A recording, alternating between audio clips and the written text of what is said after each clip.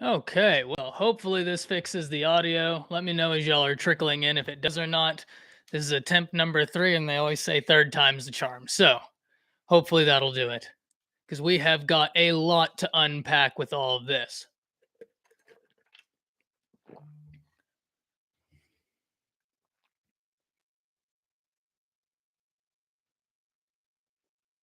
Perfect. Sounds good.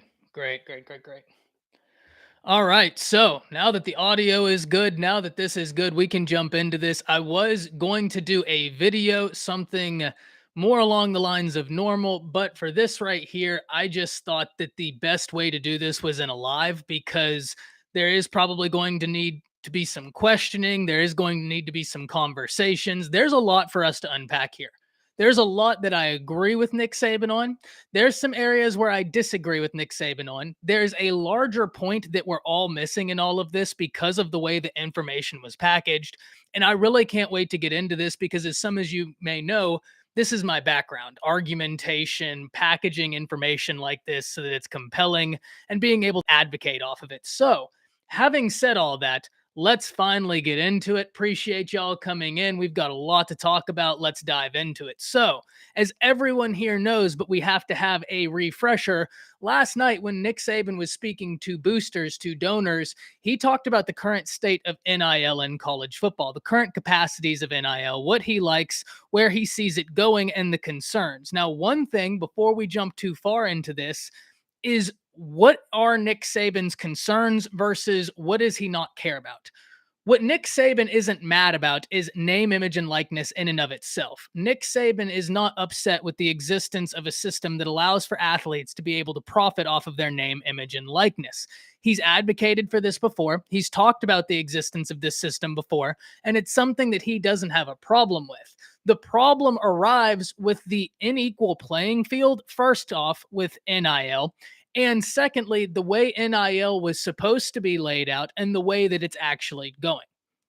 So let's unpackage this, right? And let's start with that first point when I'm saying that there isn't an equal playing field in NIL. And I'm not talking about the universities and the ability they have to mobilize money. That's something entirely different. That's something we'll talk about here in a bit. What I mean is, if we look across the nation right now, state legislatures do not have equal playing ground for these universities to be able to contribute their NIL funds. More specifically, what I'm saying is last season, there were states such as Texas who were able to do things that other states weren't able to. Now, that inherently isn't necessarily the NCAA's fault, right? And the reason I say that is because even though the NCAA was incredibly short sighted with how they passed NIL legislation, they passed NIL legislation and allowed the states to tailor the NIL legislation to the needs of that state. Alabama, Florida inevitably passed legislation that was far more restrictive than what was passed in a state such as Texas. That's not Texas's fault. That's not Texas A&M's fault. That's not the University of Texas's fault. That's up to the NCAA to pass something that has unified guidelines so that everybody knows what can happen. And important to note here, that's actually an area where Nick Saban and Jimbo Fisher agree about these unified guidelines. That's something Jimbo Fisher said in his statements. That's something Nick Saban is alluding to. So we have that where all of these states are on different playing grounds. All of that is being fixed now, but that's exactly why Jimbo Fisher was saying we need the federal government to come in here and do something because we don't have these equal playing grounds. It's being fixed, but at the point where you have an overarching body such as the NCAA, it shouldn't have been a problem to begin with. And the first area I disagree with Nick Saban, not the bigger areas, but one of the areas where I was surprised is his defense of the NCAA. And let me explain. He was saying how the NCAA is essentially in a precarious position because they can't enforce their own rules without going into litigation. The reason I disagree is if you're the NCAA, if you're the overarching policy holder, it is your job to look out for the future interest of college football. If you know your rules are going to end up in court, it is up to you to figure out a way to solve that. And if you're not doing that, and then inevitably you're stuck in a rock and a hard place, you're putting yourself in that position. The NCAA has put themselves here. So when Saban was saying, oh, well, I don't necessarily blame the NCAA, look, first and foremost, Saban knows exponentially more about what goes on behind closed doors than I do. So take his opinion far more than mine. But someone looking from the outside, I can't give someone a pass when they're meant to look out for the future of something and they put themselves in a situation that we see now. The NCAA has been in a position that was not the best for quite some time. Everybody in the chat, how many times have you said at some point or another the NCAA is failing? And so, because of that, we come back to this, right? That Nick Saban makes this point, and there is some level of frustration because of the unequal playing field. So, there's the first area, right? We have what Nick Saban is actually complaining about, that there's not these equal guidelines. Where do I agree with him? Well, the overarching point that there's not equal guidelines, right? That needs to change. Jimbo Fisher agrees with him there. Nick Saban said this multiple times. Every coach has said this. So that right there is a no-brainer. But where I disagree is actually putting the name Texas A&M on that statement, is actually putting the name Jackson State on that statement. I understand in the capacity that Nick Saban was talking to donors. Nick Saban was talking to boosters. And so he's trying to inflame some sort of fear into these people so that he can mobilize them. That much makes sense to me. That's pretty much, well, a commonplace occurrence. That's fine. What I don't understand is doing so knowing that it's going to go as viral as it is. This is a zero sum game. And when I'm saying that is there's really no winner in all of this. When you look at this statement, no matter how much truth may or may not be to it, I don't know. I'm not behind closed doors, but what a statement to make if there's no truth to it. When you look at these statements, they can be made, sure, but what is this going to effectively change, right? This is a statement that he assigned to an institution because he knew that it would inflame the base he was speaking to, but the greater implications of assigning Texas A&M, of assigning Jackson State, have watered down the overarching point he's making. And because of that, I found it really interesting that he packaged it in this manner. Nick Saban has got a point. Nick Saban rarely speaks without a point. But this time right here, I'm intrigued to see how this is going to continue evolving because the way it's been packaged thus far, we're focusing on all the aspects of his point that really don't hold weight instead of talking about the things that he talked about that do hold weight, that even Jimbo agreed with, that other coaches have agreed with. Because let's be honest, he sent a quote unquote shot to Coach Prime. But it was just a few days ago that Coach Prime was also voicing some level of concern for NIL in a much similar fashion, just packaged differently. And so that's why I say this right here has got so much to go into it. The way that it was packaged makes sense because of who he was speaking to, but on the grand scheme of things, because it was packaged in an inflammatory manner, you're going to lose sight of some of the points, which is really one of the things I've always hated whenever we're talking about just rhetoric in general, right? It's super prevalent in politics. It has been for quite some time. You have these statements that are made to incite people, to instill some level of feeling so that it mobilizes a base. But rarely in those statements is the whole point ever received. You're mobilizing off of the emotional aspect without understanding the entirety of the statement and really being able to chew into it. And that's exactly what we have right here. Like, while some of us are going to be able to chew into this, it was very clear that whenever Jimbo took the stage, for instance, there was a level of frustration in Jimbo. And it makes sense because he's just felt like he's been attacked. But even when Jimbo was addressing some of the things Nick Saban has said, he kind of wasn't taking apart the points Nick Saban was making. He was very frustrated. He kept saying, oh, well, for anybody to claim that we did anything illegal, I never heard Nick Saban say that they did anything illegal. I heard Nick Saban say that the whole entire structure of NIL as it's presently being used is being used in a manner that it wasn't meant for, and that states had different legislation in what they were able to do. And so that's why I say there's been a point made, inflammatory, and now we're kind of losing sight of the greater point because of the inflammatory nature in which it was spoke. That stands to make the point go viral, but it also stands that we're inevitably not going to be able to take hold of the entirety of the point.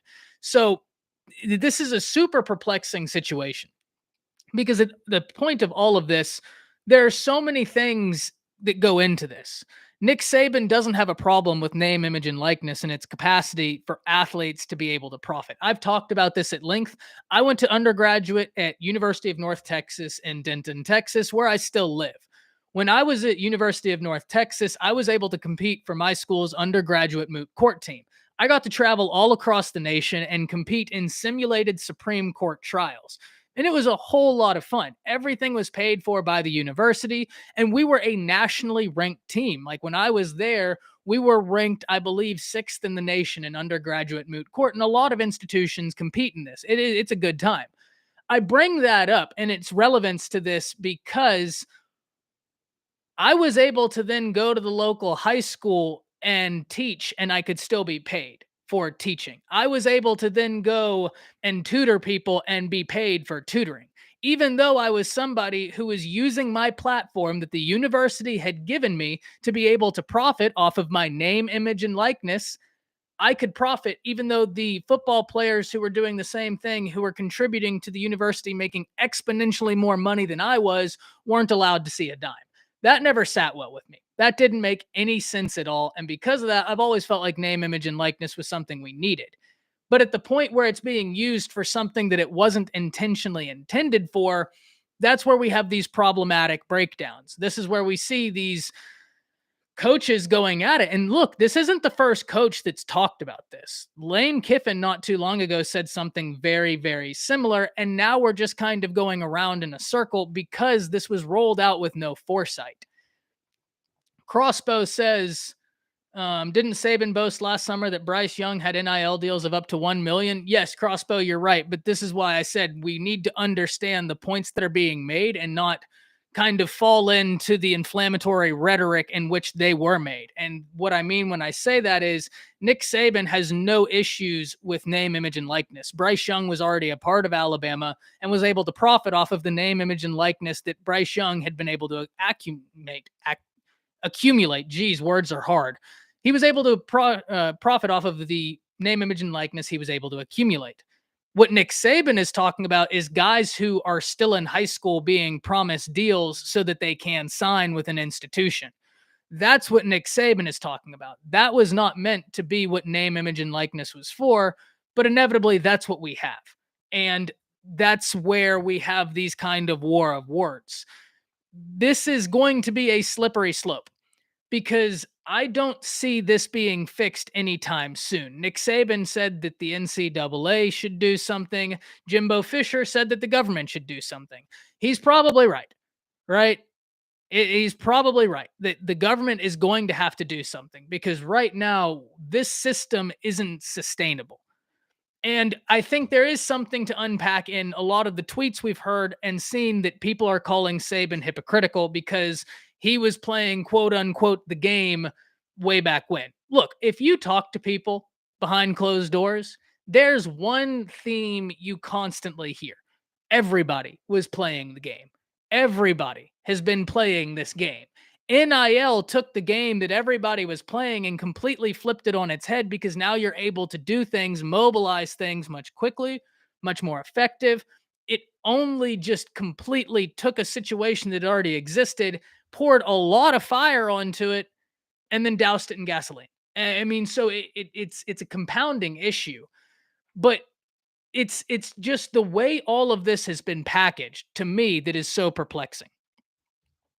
Spencer says, when has the government ever handled money right? Few and far between. That's the problem.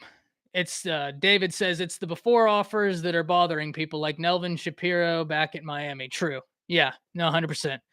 Aiden says, I honestly think there should be a base that they can reach up and how much teams can spend. If Alabama starts to hand out, it's over. Expect Bama.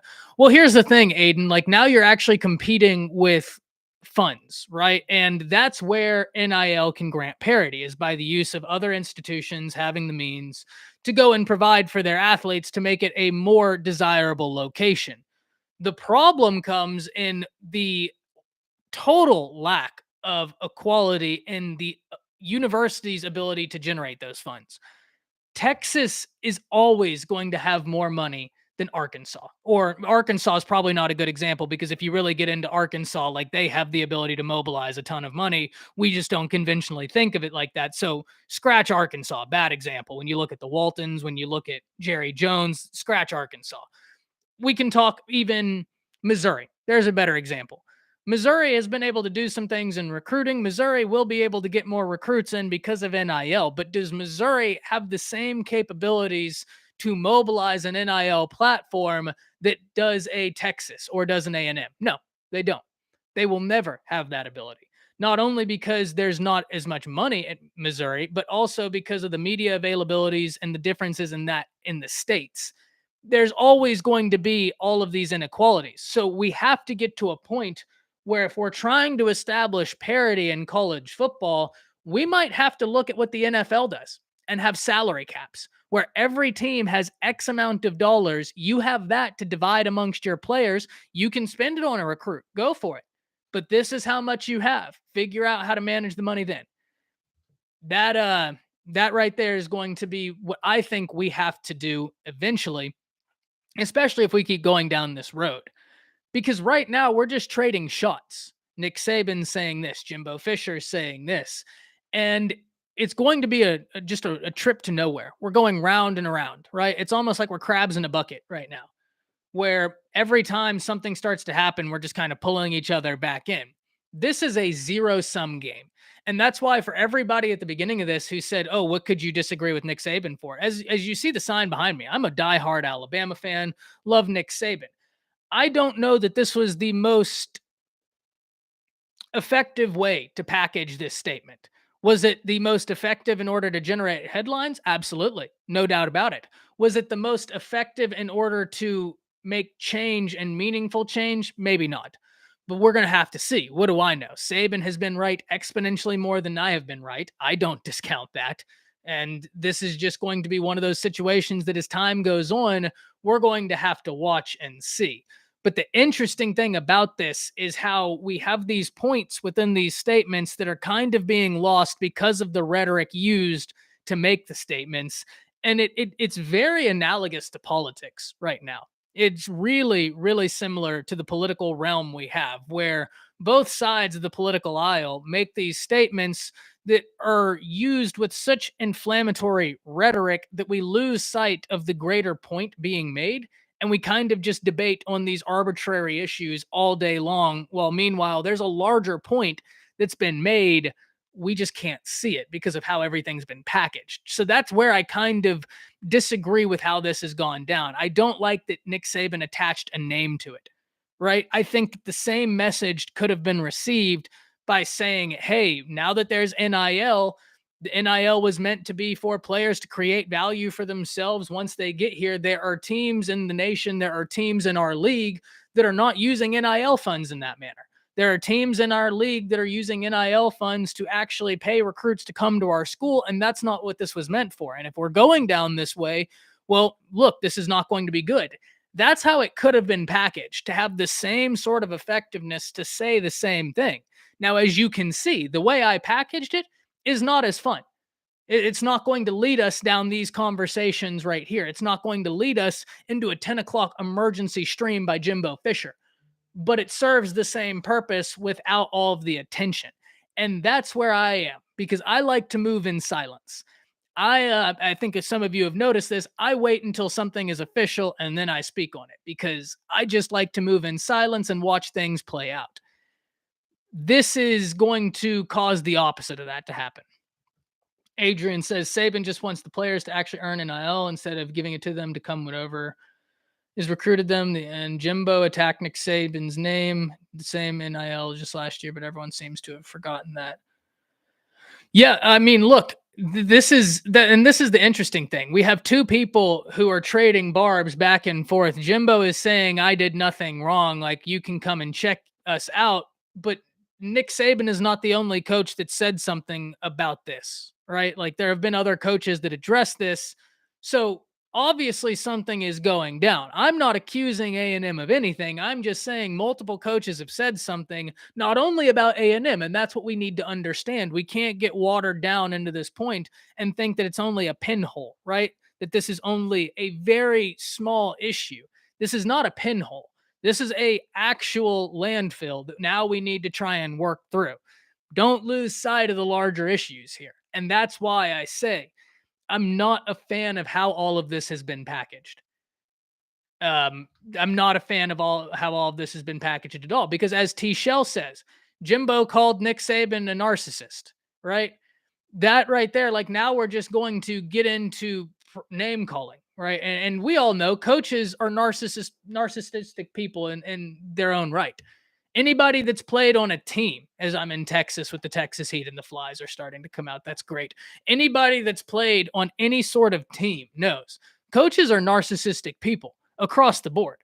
But now we're just getting into name calling and barbs because of the way information was packaged. Bishop says NIL is not a problem. NCAA guidelines are too vague and 16 loopholes. Exactly, Bishop.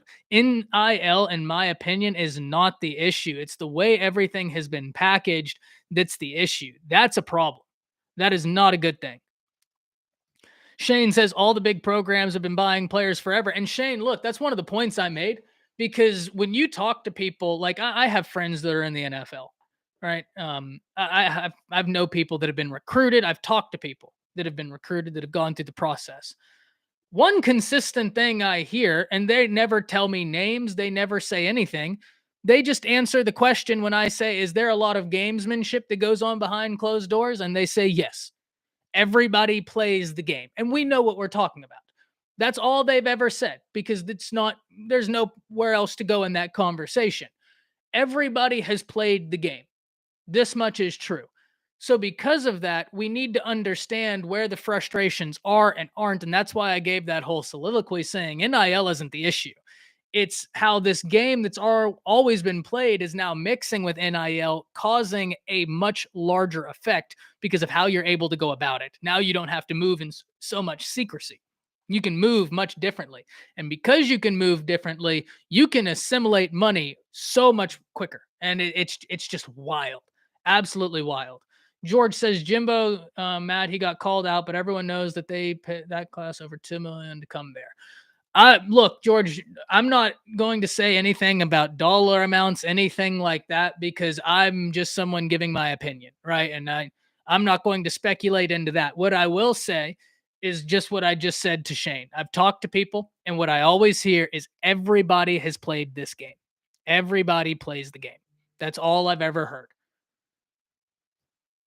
Ben Belcher says, how about each scholarship come with a set amount of money, each player getting the same amount, whether a kicker or a QB? You could absolutely do that, Ben. You could absolutely do that. And what you would have to do is make it the same amount across the board. All right. You could do that, make it the same amount across the board. And you could just fix a lot of issues that way. There's a lot of different things you could do. There's some fixes you could make. Whether they would totally fix the issue or not, no, because there would still be people paying more, paying less, but inevitably that is a fix. Mr. Rondom says, how about making them pay their own way? Been watching for 50 years. Well, I mean, I don't think that those are mutually exclusive ideologies, Rodman. I was on scholarship for UNC to compete for our undergraduate moot court team. I was able to then profit off of my name, image, and likeness. I didn't generate millions upon millions of dollars for my university. So I have a hard time agreeing with that when I was actually able to market myself and profit off of a capitalist system. And now we're all of a sudden drawing lines at where capitalism can and can't exist.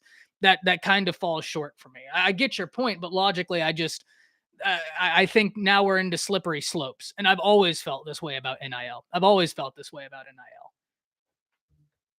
Because we need to understand a scholarship is not compensation. A scholarship and compensation are two very different things. Two very, very different things. I was able to be compensated even though I was on a scholarship from any outside source, right? I could go do this, that, and the other. So they're two separate issues. I do understand though, Rodman, what you're saying. So I don't want you to think I understand the greater point you're making, and I'm oversimplifying it in complete fairness to you. But I think you can see the larger point I'm making. Ryan says OU is a collective where each scholarship athlete gets $50K no matter what sport. Yeah, look, that's awesome, right? This is such a big issue because now we've started talking about collectives, what they can do, what they can't do. When at the end of the day, like there are things that were able to be done in different states because of state legislatures. So at some level, I think there was a level of frustration from Nick Saban because he had to watch other states operate in recruiting and he literally couldn't do the same thing because the state of Alabama, for whatever reason, decided to pass a law that was overly restrictive to how NIL could be handled. This is why I said to begin this, while I put a lot of blame on the NCAA, and certainly some level of blame is assigned to the NCAA for that as well, there is a lot of blame that also goes on to the state legislatures because they weren't interested in working together. And at the same time, that's not the job of the state legislatures to figure out what the other state legislature is going to do. But in a common sense way, you wouldn't want to pass legislation that would be overly intrusive to your institution. And that's exactly what we saw happen in Florida. That's what we saw happen in Alabama, just to name a few states. So the states handicapped themselves. And then a state like Texas, who didn't pass any NIL laws before the NCAA came out with their legislation, got to reap the benefits because they waited. That's not Texas's fault. That's not Texas A&M's fault. That's not the University of Texas's fault, right? They played the game. They waited. The state legislature of Alabama decided to try and be forward thinking and ended up shooting themselves in the foot. That is on them, but it's also on the NCAA for not passing universal legislation, which blows my mind. That absolutely blows my mind. And that's why I said I have several little disagreements with Nick Saban's statements. I agree with a lot of it. I have several little disagreements because I don't like him attaching the name um, of Jackson State. I don't like him attaching the name of A&M, right? I don't like that. But he's got a larger point. It's just going to be harder to see the larger point whenever you've made the statement in an inflammatory manner. And now we're more focused on the inflammatory rhetoric attached to the statement than we are in the statement itself. That's problematic, right? That is problematic because even when Jimbo made his statement, Jimbo was responding to things because he felt he had the need to, which is completely within his right. But even he was missing the points Nick Saban was making. But I can't necessarily fault Jimbo for that because they were made in order to stoke. They were made to inflame because he was speaking to a base. Sooner Dave says NFL should be funding college institutions or states. Interesting. Make them state employees with contracts. They've been getting free farm system for far too long. Sooner Dave, that is a very, very, very interesting idea.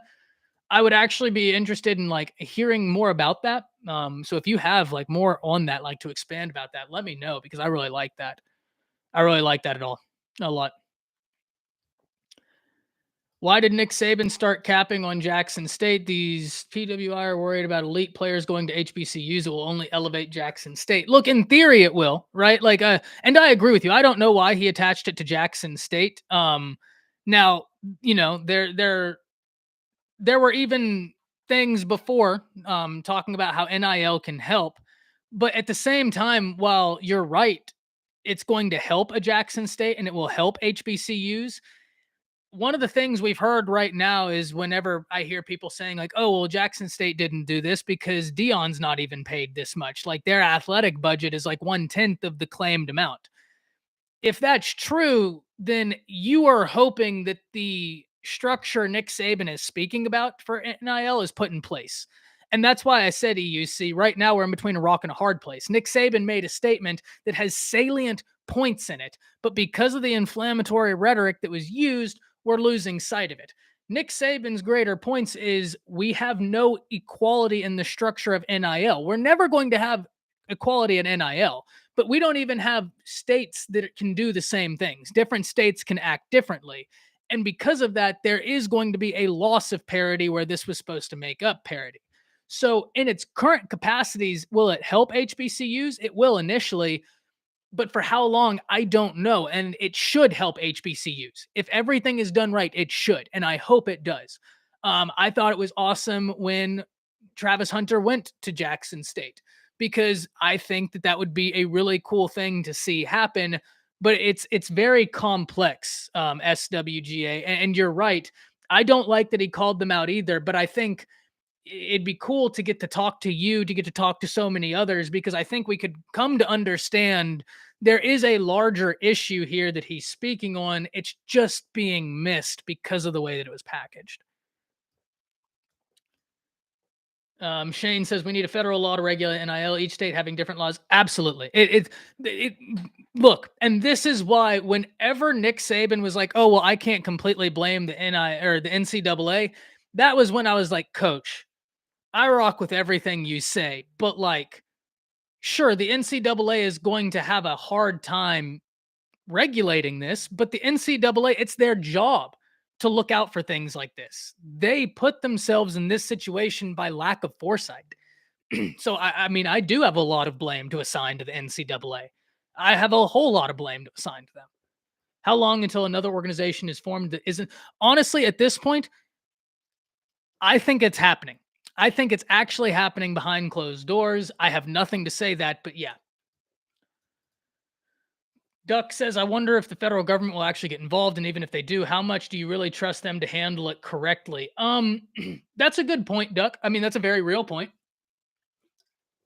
I don't know that I do, but here's what I also don't. I don't have any faith that the NCAA will handle it well. I have no faith that they will. I have a bit more faith that the government will, only because if we look historically, so this is going to get us a little bit off topic, but hey, this is a live stream. We're interacting. That's the point of this. Fred, um, I'll talk about your statement as well because we'll get into it, Fred. I'd actually like a little bit of back and forth with you, Fred. Right? So we'll have fun. But to speak on ducks, the federal government and like more specifically the judicial system in our country has been really interesting and intriguing when you look at the history of how they've regulated sports, specifically Major League Baseball. The federal government and the Supreme Court have some really interesting history with how they've managed and how they've allowed baseball to kind of operate and get away with things outside of the structure that many other organizations aren't allowed to.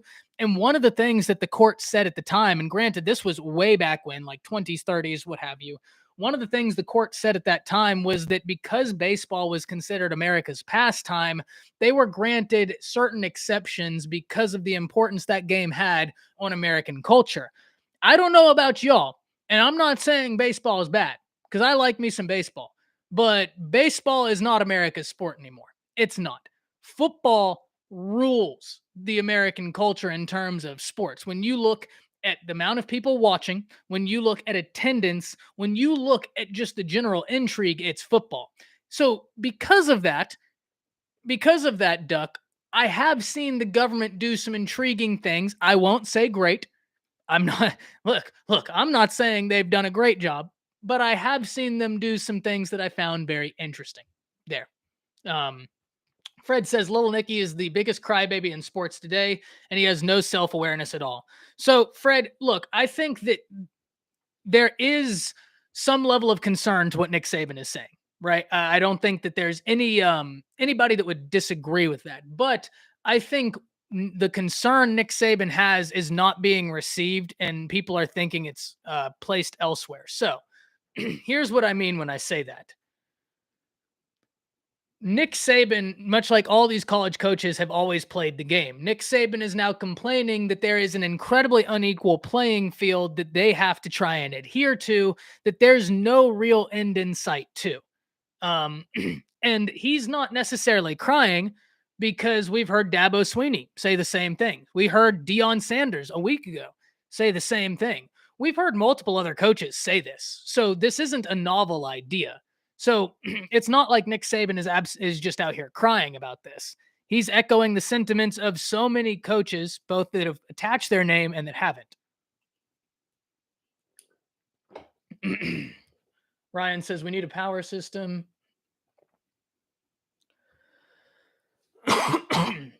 Fred says Saban's jealous he got outfoxed by Jimbo.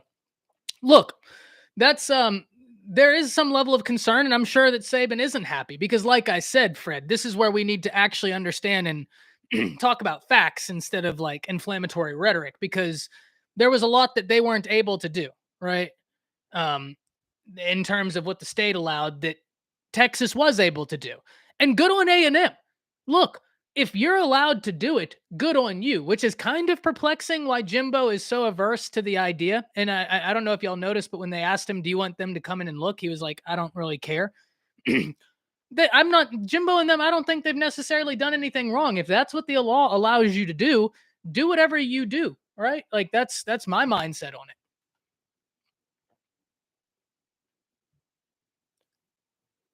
it. Okay, where else? And maybe NFL needs to govern college football. I mean, it would certainly be interested. Thought you got paid for a job. Don't always complain that NCAA only makes money from basketball tourney. Um, yeah, I have no idea, man.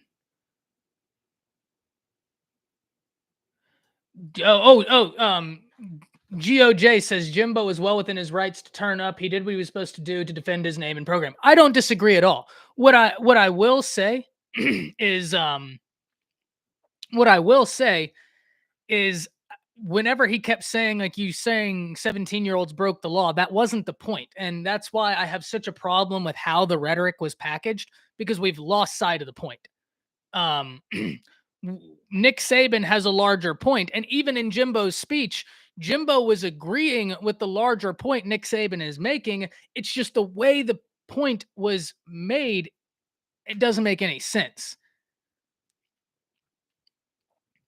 Baum says Saban dunked on Jimbo, but definitely was misconstructed by how he worded it. He was referencing news reports, not necessarily what he actually knew.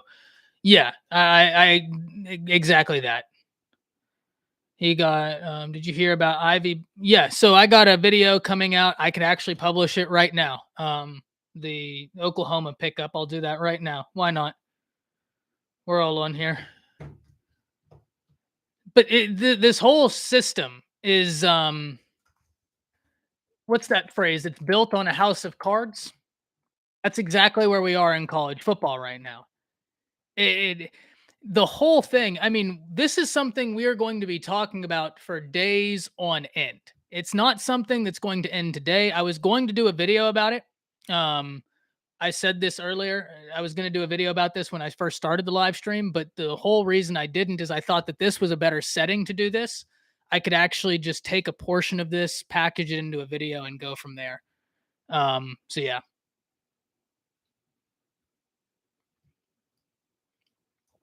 Says these coaches have dirt on each other. Absolutely. Absolutely. And that's why anytime these coaches are like, oh, well, I don't break the rules, you break the rules, people know better, right? Like everybody has been playing the game. And I'm not mad if it's perfectly legal for Texas A&M to play the game the way that they have been accused of playing it. Cool. Good on you for being successful at what you have at your disposal. I don't know. That's how I look at it. But like, we'll see. Even the NFL has a salary cap and structure. You can't have big money being exchanged for. So this is exactly what I think, McDonald. I think we're going to have to get into a salary cap structure. I don't necessarily know that that's the best way to do this, but I think it's the only way that makes sense right now. And it's a short-term solution that we can extend into a long-term solution. It's legal. That's the big deal with her. Well, that's my point. Exactly, Duck. I don't know why coaches are being weird. If it's legal, it's legal. Farm. Texas needs to stop flexing their money and put good football on the field after high school. I mean, you're not wrong, but sure.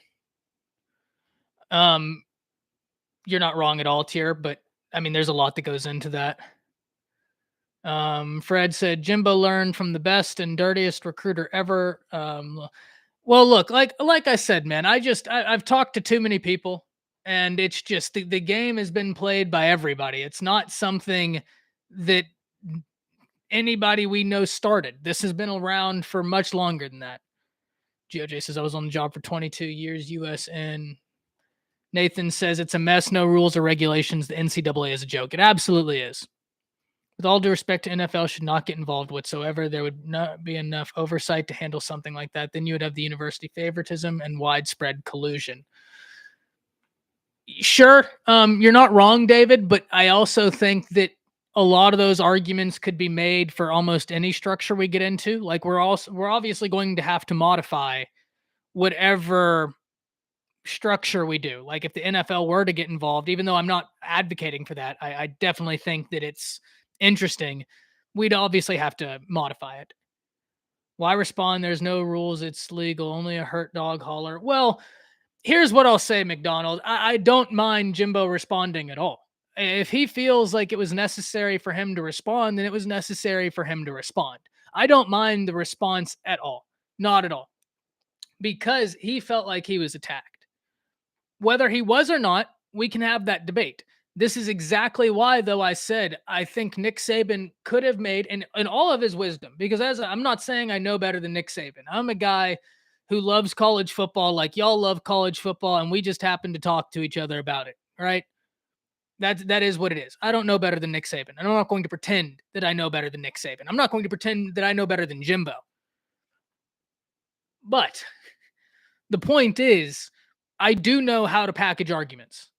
I do know how to do that. That's what I did for a living. That's what I'm very, very good at. And packaging the argument in that sense is good for making headlines. It's good for inciting a base, but it's also going to have repercussions. Fred says Little Nicky is losing it.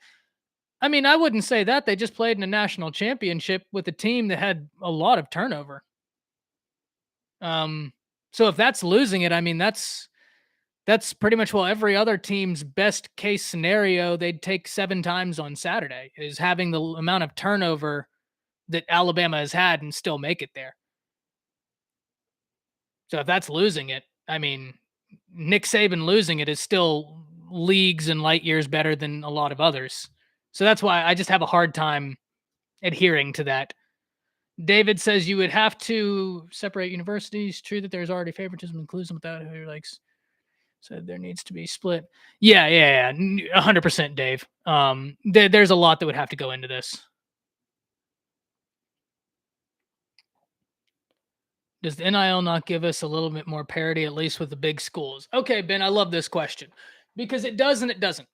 This is something we need to unpack. Does NIL give more parity? The answer to this is surprisingly yes and no. And I hate to sound political, but it is also what I have been trained to do, to look at things objectively and to be able to analyze situations because of that and see both sides. Like I said, I did law, I did moot court. So it's all I've been trained to do. It gives parity because it allows for universities to recruit and offer more. Any institution now that is involved with NIL now inevitably has something else to offer a prospect that they didn't beforehand. That in and of itself levels the playing field. However, and this is a big however, once you introduce NIL across the board, that's where it kind of like, okay, well, now we're kind of back into the same boat we were, where every other school now has the same ability to recruit off of how much money they have. So it does create parity, but I don't know that it's going to create as much as consistently as we would like. It's going to create parity, no doubt about it. The problem then comes where how long are smaller schools going to be able to compete in NIL with these larger schools that can offer, I mean, one player, an entire school's athletic budget? That's where it gets hard. That's where it gets hard. And that's where parity kind of flies out the window. We need equitable laws across the state. If we have equitable laws across the state, we can now have more parity. The more he gets, the more he wants. I mean, I think we have different definitions of that, but that's fine. I mean, that's perfectly logical and reasonable to look at things differently, and there's nothing wrong with that. Duck says this is why we need a college football commissioner. Elect Josh Pate. Couldn't agree more. Absolutely, Pate State. No doubt. Can't wait to see 100 plus guys standing on the sidelines this year. Well, that's not going to happen, Nathan. We still, if I'm not mistaken, if I'm wrong, please correct me. I have no issues being wrong. I'm here to learn. We're all here to learn together. That's the fun part about this. It's not the overarching scholarship numbers that are going to be changed. It's the amount that you can take in any given class. And that was something that rule was already essentially a straw man. What I mean when I say that is there were so many workarounds to that rule. Okay, well, you signed 20 guys, you signed 25 guys, you won three more. You're going to blue shirt three guys, hand out a gray shirt, move some numbers here or there. And now all of a sudden you can have a class of 28, but only 25 of them are contributing to scholarship numbers. And then you have to look, well, what if a team has a bunch of guys transfer out, a bunch of guys hit the draft, and then they didn't pull but 20 guys the year before, and now all of a sudden they're sitting there, they've signed their 25, but they still have room for four more guys on their roster. I have no problem with that team being able to make a 29-man class if it means they get to that overarching number. Now, it's going to create some issues, right? One of the things that could happen is players could get pushed out the door. That's something I've seen argued, but one of the things we need to understand is players were already being pushed out the door. Talk to guys on college rosters. It's harsh, but one of the best things a coach can do to a player is look at them and say, hey, you might not get playing time here. You might not. And so if you are really into playing, getting some playing time, you might look at transferring. That's something that happens in college football. Is it harsh? Yes. And I know that sounds terrible. That's the best thing a coach can do for a player. Instead of saying, "Hey, I'm going to keep you right here. You'll play next year," and never playing them, telling that player, "Hey, you're probably guy number 4 on our depth chart and guy number 5 is right on your heels and he's 2 years younger than you." So, we'd love to have you. If you want to stay, we'd love to have you. But if you're really interested in playing, you might look somewhere else. That's already happening in college football. I assume it's going to happen even more now because you can more easily get away with signing more players now. So that's going to be an implication of that. But that is what it is. Gonna process a lot of players with this new condition. Just one. Fred, you're not wrong, but so is everybody. And that's why I just said, like, if you talk to players, because I had a roommate that played college football for a small school here in Texas, and there were some guys that had transferred from bigger institutions. And I can't remember if Alabama was one of them or not, but he had a lot of guys. And that was kind of one of the things that he was saying. A lot of the players that ended up where he was playing really appreciated. They were like, it's never nice hearing like, oh, well, you're not going to play. But at the same time, it was nice hearing that they at least respected me enough to tell me that and allow me to go find an opportunity to play. So it's a double-edged sword, but it's going to happen everywhere. That's not a mutually exclusive thing. Fred, if you don't mind me asking, who's your team?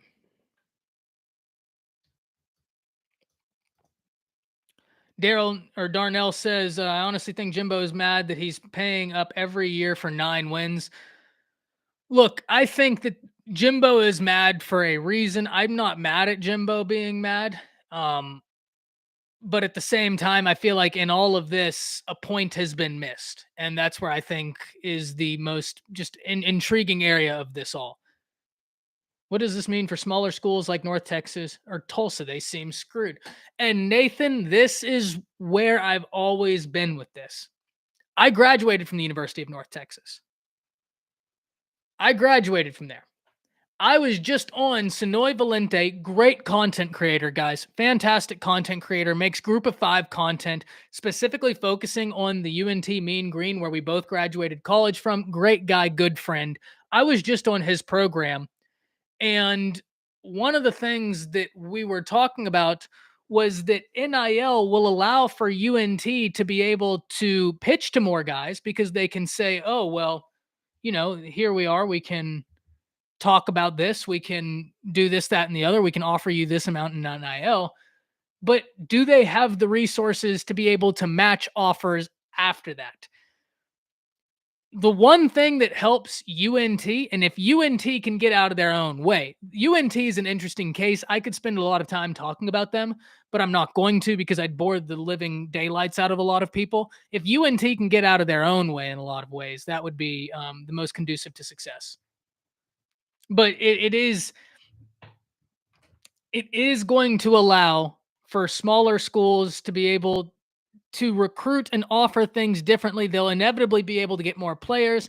And with the use of the transfer portal, that to me, in my opinion, is where smaller schools are really going to be able to profit a lot of is the transfer portal. Especially like a Tulsa. I mean, you talk to people. Tulsa, they've got some respect. They've got some respect.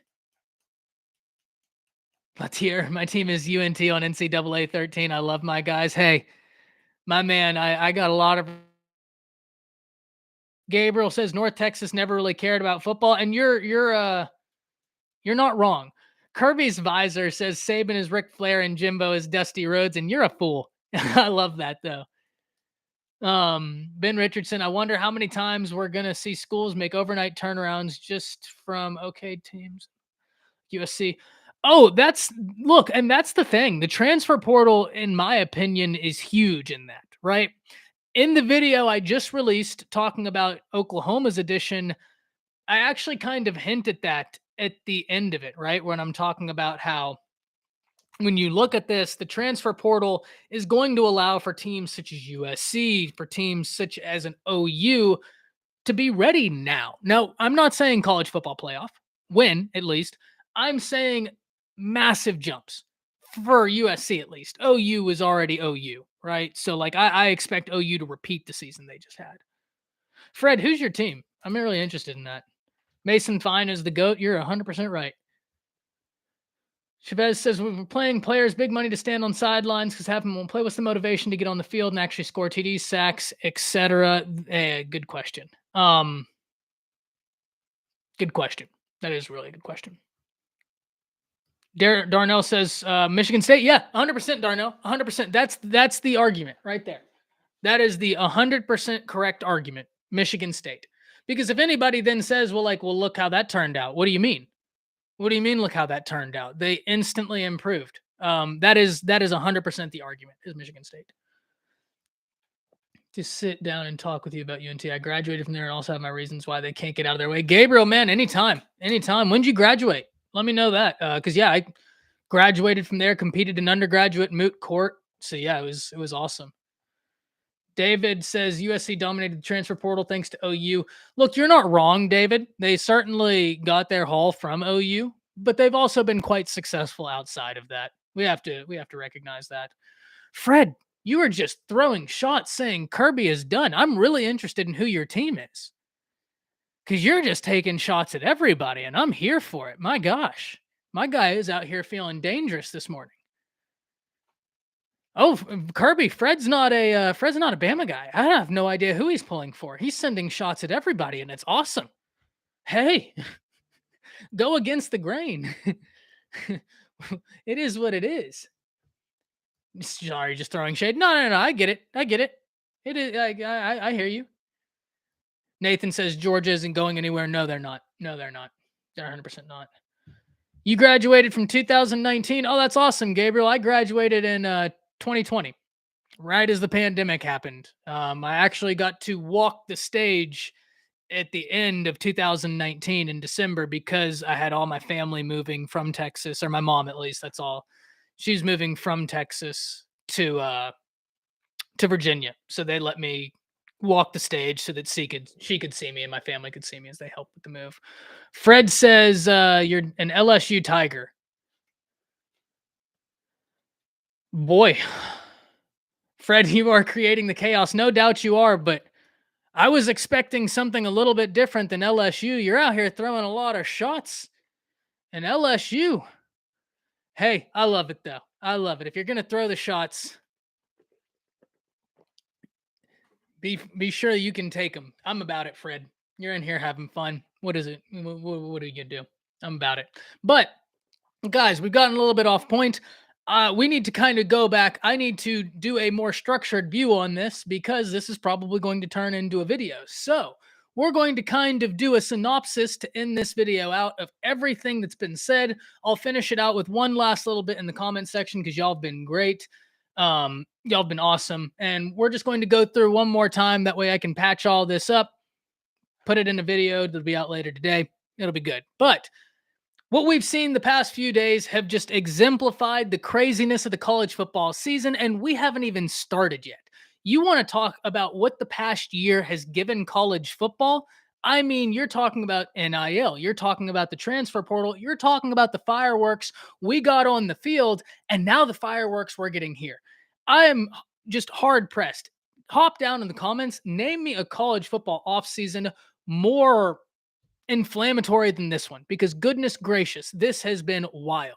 But we need to unpack some of the things that have been said, because we have Nick Saban, who always makes headlines. Nick Saban is no stranger to headlines, but what he did yesterday wasn't make headlines, he made waves. Nick Saban makes waves when speaking about NIL and the current capabilities of NIL within college football, and attaches two names to it, an A&M and Jackson State. Today, we heard from Jimbo Fisher and his response, and because of that, we need to break everything down before we get out of here. First and foremost, we need to understand where Nick Saban's frustrations lied versus where they didn't. Nick Saban is not mad at name, image, and likeness. That's something he has advocated for, and he's talked consistently about players being able to create value for themselves so that they can benefit from name, image, and likeness. Nick Saban is frustrated at the current capacities and the way NIL is being utilized in college football. Part of that frustration lies in the lack of equity for how NIL is being able to be utilized. What I mean when I say that is right now, different states have different abilities in how they're utilizing NIL, and that came from the state legislature. Now, while that is partially on the state, 100%, because Texas didn't pass legislation that was intrusive like the legislation Florida passed, a lot of that also falls at the feet of the NCAA, who are this big overarching organization who need to have the foresight to be able to see the problems in front of them and to be able to make adjustments for those problems. So whenever I look at Nick Saban's statements, there's areas I agree with, there's areas I disagree with. Let's start with where I agree, because there are quite a few. First and foremost, NIL right now is creating a landscape in college football that's not going to be necessarily sustainable. And before we start saying Nick Saban is whining, Nick Saban is this is a statement we've heard from multiple coaches. Even Jimbo Fisher, in his response today, talked about how there has to be some sort of universal NIL capabilities. That way, everybody is on the same playing field. Until we get that, there will always be problems. So that is one thing we need to understand, that Jimbo Fisher has talked about some problems in NIL. Deion Sanders just expressed his concerns. We heard Lane Kiffin talk about it. We've heard Dabo talk about it. And now we add in Nick Saban. So what are they all saying? What are their concerns?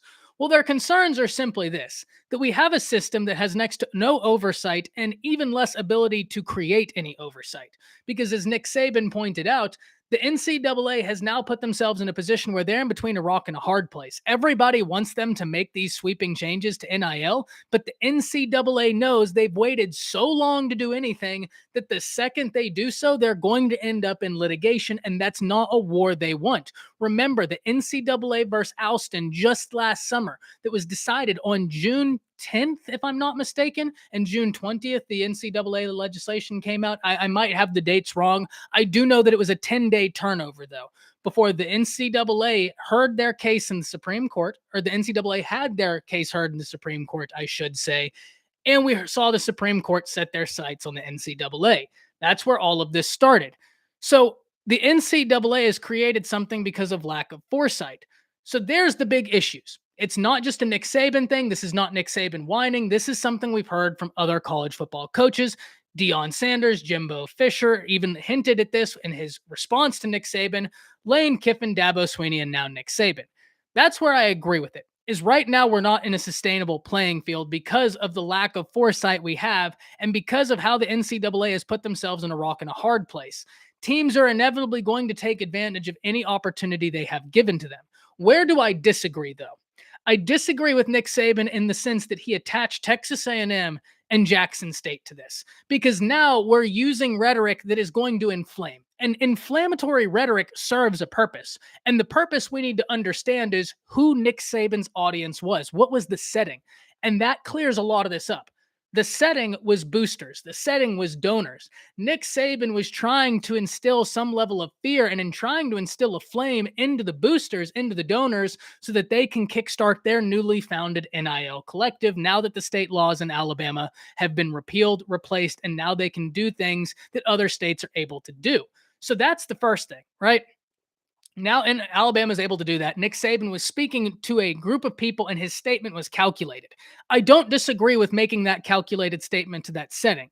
What I do disagree with is trying to package it with an overarching point and knowing that it's going to create waves. Because when it does that, now we're sitting here and we're talking about some of the intricacies of Nick Saban's statement, saying, oh, well, he said A&M bought every player and that we didn't buy anything. We're sitting here talking about that when we're not really looking at the overarching issue Nick Saban is talking about with the issues in NIL that have been echoed by multiple other people.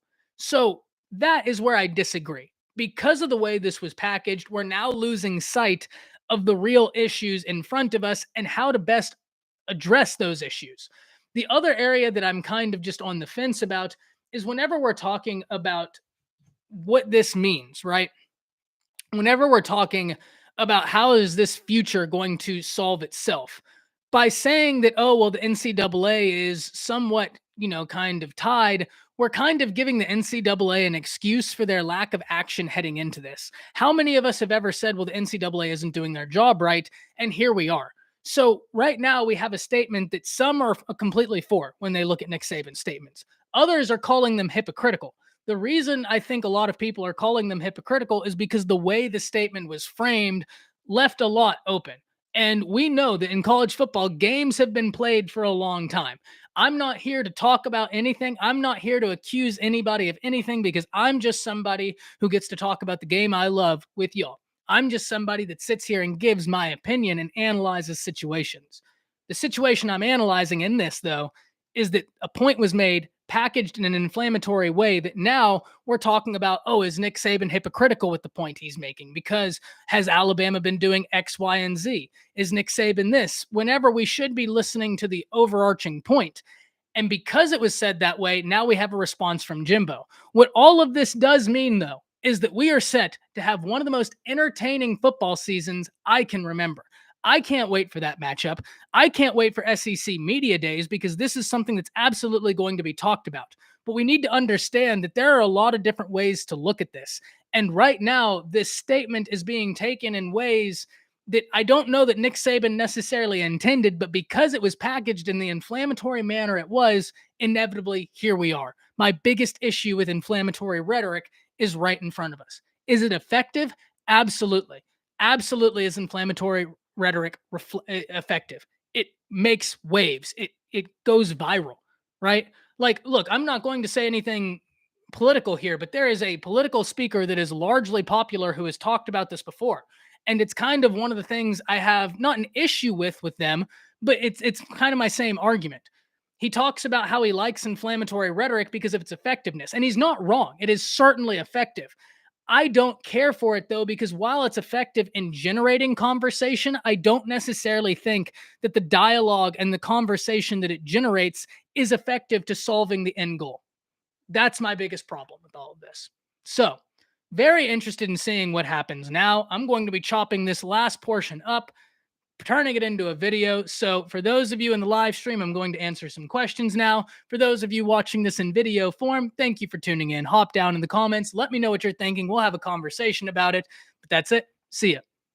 So now that we have that, I'm going to do about 10 minutes of questions, just talking with y'all, and we'll get out of here. I'll let y'all go on about your days because my goodness me, what a time.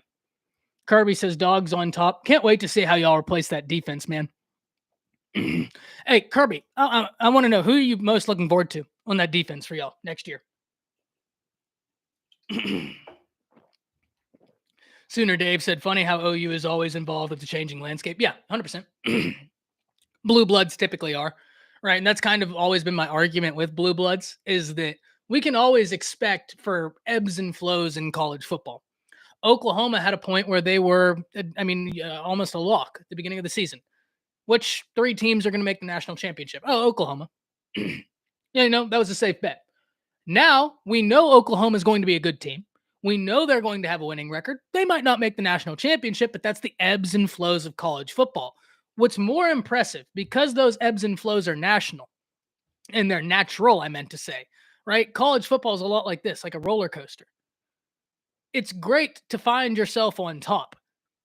But you want to know the real mark of success? You want to know how you can guarantee yourself being on top more? Is if you don't follow the ebb and flow pattern, if you can be even. And that's one thing that Oklahoma does. We can debate about a lot with Oklahoma. We can talk about the playoff loss. We can have conversations, but what you cannot talk about with Oklahoma is saying they haven't been one of the more even teams in college football. And that served them well. It has absolutely served them well. Sean says, "Oh, you got to prove it and they can win in big games." You're not wrong, Sean, but once again, like there is something to being one of the most consistent teams in college football where we know that's a team that's going to have a winning record. Like OU's worst season is a lot of teams, good seasons. And there is something to be said for that. We can say they play in the Big 12. I don't particularly think the Big 12 has the best competition. I've said this before. But there are also teams in the Big 12 who haven't been able to sustain the success they have. And so it is impressive. Do they need to take that next step? Sure.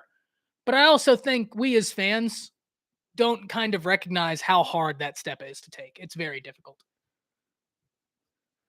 Schools get together and make some decisions on the NIL landscape. Ben, that is a great idea. That is a great idea. OU's worst season was 8-5 since 2000. Yeah, like look, if that's your worst season, you got a lot to be thankful for. The hate-filled 8 will be gunning for OU in the Big 12 in 2022. Yeah, I am interested though. What do y'all think about the additions the Big 12 made? Because personally, like you're not going to replace the brands that are Texas and Oklahoma. That's just not going to happen. I mean, unless you're grabbing Notre Dame, right? Like you're just not going to replace those brands. But what I will say, I'm intrigued. I am very intrigued. I love the 4 teams they brought in. Very, very excited for those 4 teams. Very interested in hearing from college football fans on that as well. Sean says, we will see how we do when we go to the SEC. Look, it's going to be an adjustment. It is, right? Like, we can point to the SEC's record in bowl games, and there's something real there. I'm definitely not going to shy away from that. But it's also much different when you go through a full season of it, right? And I'm not even going to be the one to claim, like, oh, you're going to have 9 straight games in a row that's hell. Like, that's not my point. My point is it's just a totally different ball game there. But in fairness to OU, you're now seeing a coaching staff who is letting you know that when we as SEC fans say, hey, the SEC is a different ball game, and people before would be like, oh, I don't know that it is. Well, now you see with all the changes happening in OU, it is absolutely a different ball game. Brent Venables understands that it's a different ball game over there, and he's doing everything to answer that. So that's why if you're an OU fan, you have to feel good at some level.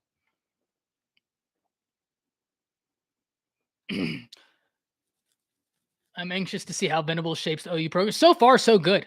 So far, so good, Sean. I'm not an OU fan. I don't necessarily dislike any college team.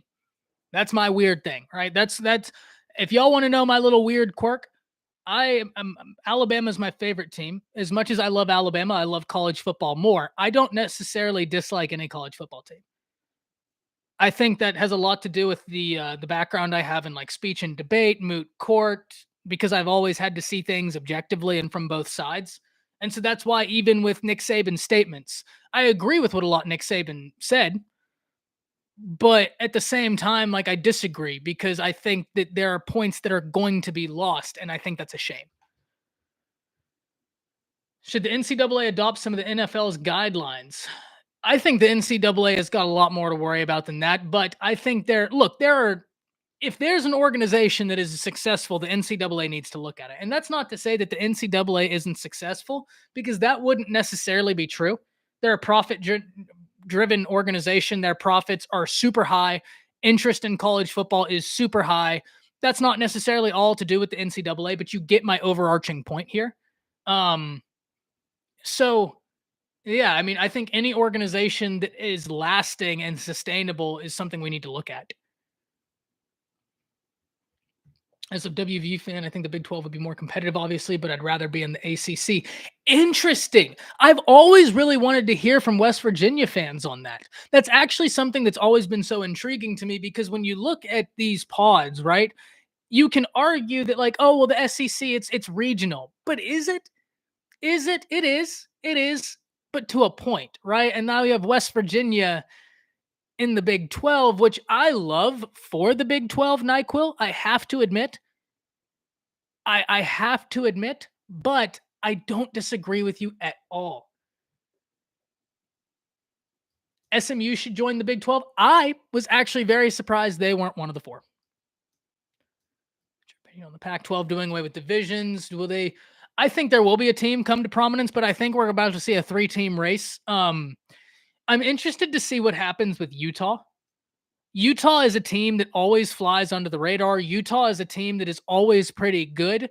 And we always have this conversation about Utah, but can they get over the hump? That's the question. Because in theory, if you look at it, there's not much else. If USC is clicking, and I know there's a lot of Oklahoma fans in here, and I get it.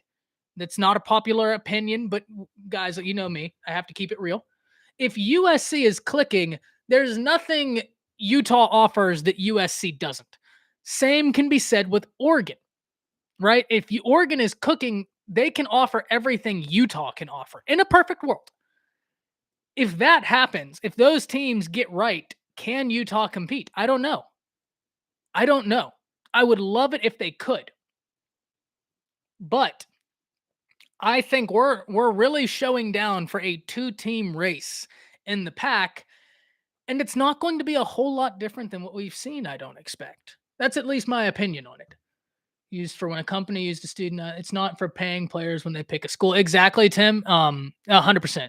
And that's why I've seen a lot of people say, well, Nick Saban shouldn't say this because Bryce got $1 million. Well, Bryce got $1 million after he was already enrolled at Alabama, this, that, and the other. There are other reasons I don't know that Nick Saban should have said the statements in the manner he did, but that's neither here nor there. Philip says OU wins big games every year. What a ridiculous statement. Philip, you're right. You're right, but he's specific. He's talking about like playoffs, right? Because OU, from a brand's perspective, is right there. I mean, right there. When you look at historic implications, when you look at development, when you look at interest I mean, they're right there. The next step is winning those playoff games. So you're not wrong, but I think he was being much more microscopic in his terms.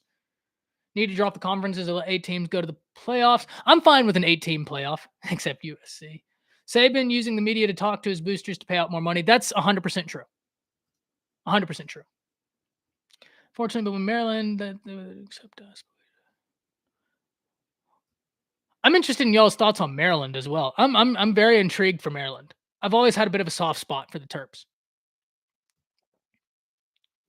Don't dislike any team, not even Tennessee or Auburn. Look, obviously, like there's some like historical implications for a rivalry, especially with Tennessee, especially with Auburn. And so whenever those games are played, like I'm absolutely feeling that rivalry implication. But I mean, outside of that, I am more interested in all of the storylines that go around it. And if I have more storylines to keep me involved, I'm going to like that more. Do you dislike the LSU Tiger fan base?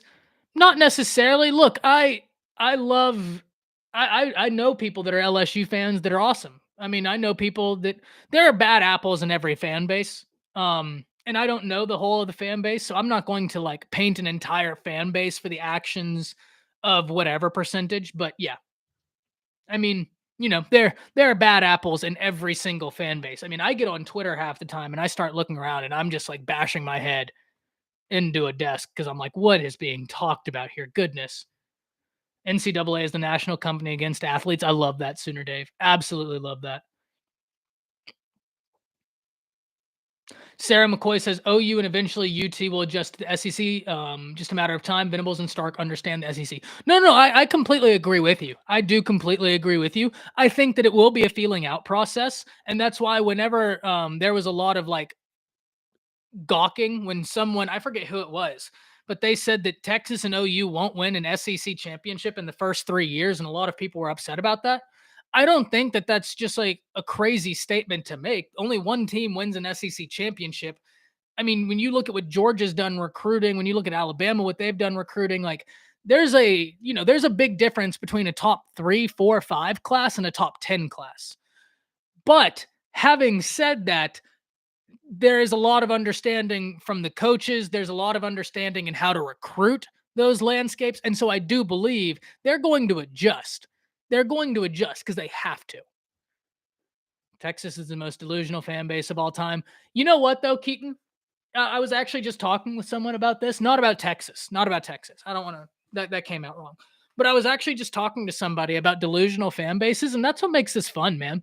Like, in all honesty, having that much belief in your team, whether we from the outside believe it or not, is kind of irrelevant. Like, that's awesome to see. I would much rather fans of whatever team they're a part of be so stoked on their team and can't wait to see it than be the opposite, right? I like, that's always how I kind of say it. That's like when Georgia fans are like, "Oh, we're going to repeat for the next 10 years." Cool.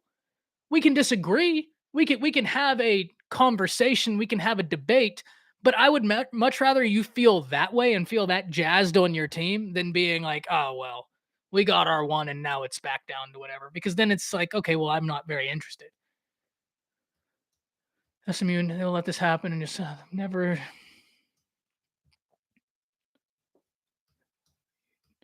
Keaton says they can offer a better economy and living situations. Well,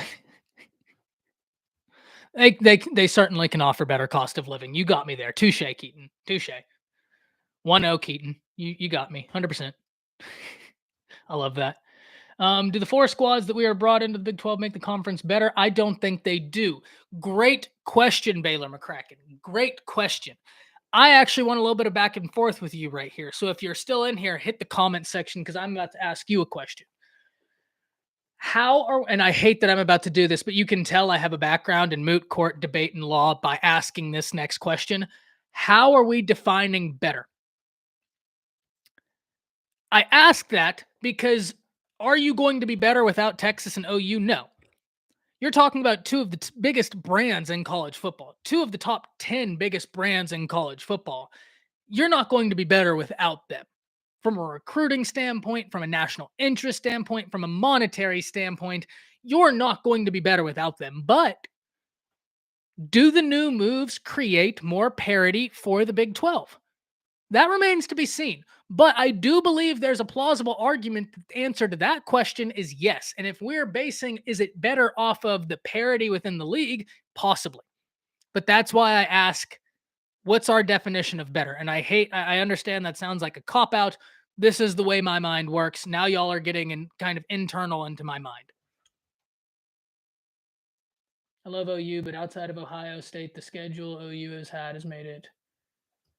I mean, look, there are certain and that's not OU's fault per se. The Big 12 has been down. That is what it is. But that's why moving to the SEC is good. Maryland has everyone's little brother on the team. Man, I just can't help but root for Maryland. I just can't help but root for him.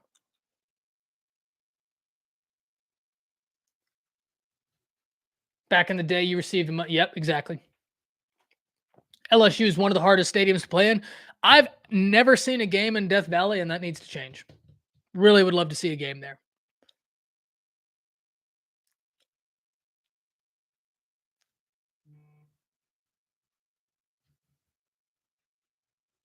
Keaton says, I agree with being excited about your team, but just to lose to Kansas, that was rough, man. That's a low blow.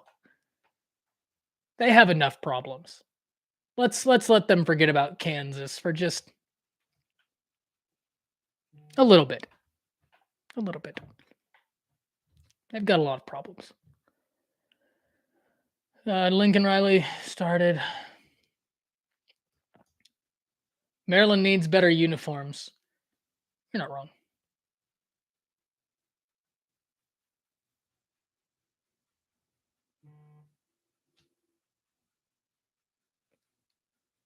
And Keaton, this is why I say they have bigger problems than just this loss to Kansas. That's, that is what it is.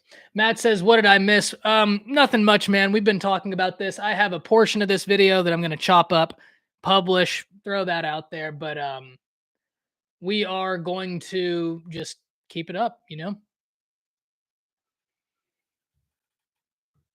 All right, y'all. I think I'm about to get out of here. We're going to definitely be keeping up with this conversation. We'll probably talk about it again tomorrow just because Dion's going to put out a statement, everything's going to be happening. If you enjoyed this, hit that like button. This has been a lot of fun. I love interacting with y'all. It's been too long since we've had a stream, just to let y'all know what's been going on. I have had people under my house because all the pipes under my house burst. I had the old clay pipes. Now I have all the new pipes, but because of that, it's been very hard for me to make content.